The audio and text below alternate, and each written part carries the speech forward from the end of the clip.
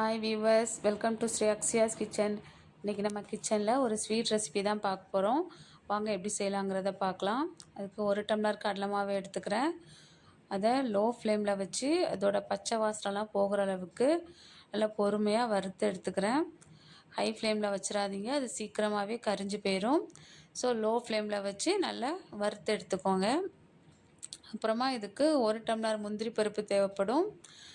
அதை பவுட்ரு பண்ணி எடுத்துக்கலாம். பல்ஸ் மோடில் கொடுத்து பவுட்ரு பண்ணி எடுத்து வச்சுக்கோங்க. இப்போ ஆல்ரெடி வறுத்து வச்சுருந்த கடலை மாவை வேறு ஒரு பேனுக்கு மாற்றிக்கலாம். இப்போ நான் அடுப்பு எதுவுமே பற்ற வைக்கலை, ஒன்லி இன்க்ரீடியன்ட் மட்டும் ஆட் பண்ணிக்கிறேன். இந்த ஸ்வீட் செய்கிறதுக்கு 1 கப் கடலை மாவுக்கு 2 கப் பால் தேவைப்படும். நான் 2 கப் பாலையும் ஒரே டைமில் ஆட் பண்ணிடாதீங்க, அது கட்டி தட்டிடும்.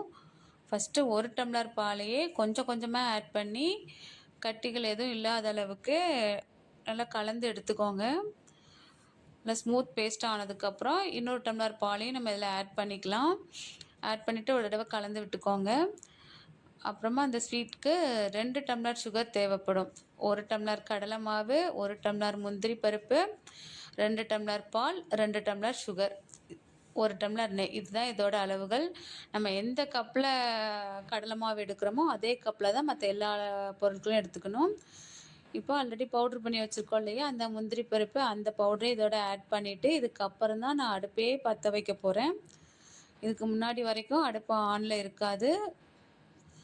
இந்த பொருட்கள் எல்லாமே சேர்த்ததுக்கப்புறம் தான் அடுப்பே ஆன் பண்ணணும். ஆன் பண்ணிவிட்டு நம்ம கைவிடாமல் கிண்டுறது தான் வேலை. இதுக்கப்புறம் இது சீக்கிரமாகவே கெட்டியாயிரும். அந்த டைமில் நம்ம 1 கப் நெய் சொல்லியிருந்தோம் இல்லையா, அதை கொஞ்சம் கொஞ்சமாக ஆட் பண்ணி இதை கிண்டிகிட்டே இருக்க வேண்டியது தான்.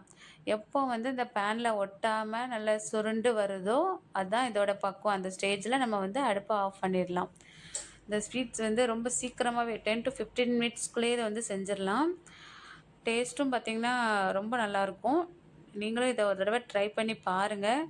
பார்த்துட்டு எப்படி இருக்குன்ட்டு உங்களோட ஃபீட்பேக்கை கமெண்ட் பண்ணுங்கள். மறக்காமல் நம்ம சேனலை சப்ஸ்கிரைப் அண்ட் ஷேர் பண்ணிடுங்க. தேங்க்ஸ் ஃபார் வாட்சிங்.